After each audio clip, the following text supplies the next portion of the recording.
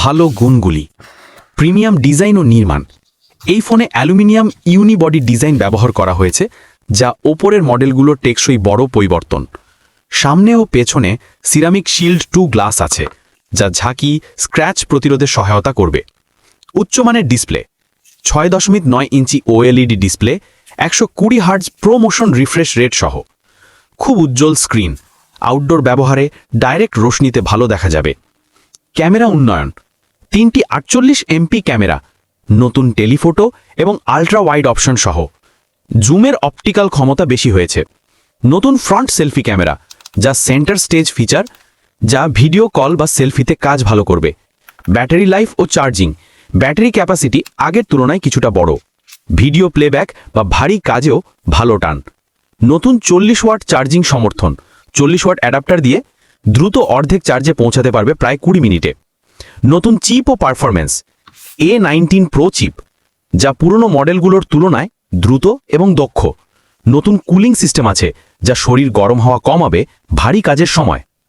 Connectivity ও features, wifi 7, Bluetooth 6, নতুন wireless chip ইত্যাদি, দ্রুত এবং উন্নত সংযোগ সুবিধা।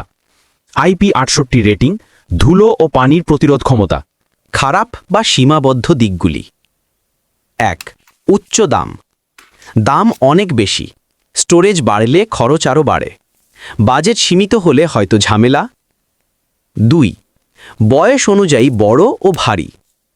প্রো ম্যাক্স ব্যবহার করলে হাত ও পকেটে ধরার সমস্যা হতে পারে। এক হাত দিয়ে ব্যবহার করা কষ্ট হতে পারে।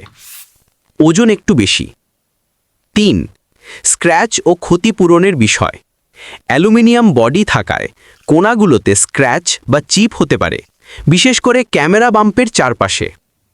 রং ও ফিনিশিংয়ের কিছু বিষয় ব্যবহারকারীদের কাছে যাতে কম ভালো লাগছে। 4. চার্জার আলাদাভাবে কিনতে হবে। 40 ওয়াট অ্যাডাপ্টার আলাদাভাবে কিনতে হবে, ফোনের সঙ্গে আসে না। 5.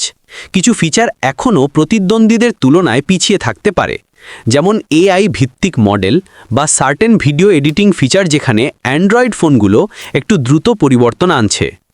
এক্সপ্যান্ডেবল স্টোরেজ নেই, মাইক্রো SD কার্ড সাপোর্ট নেই।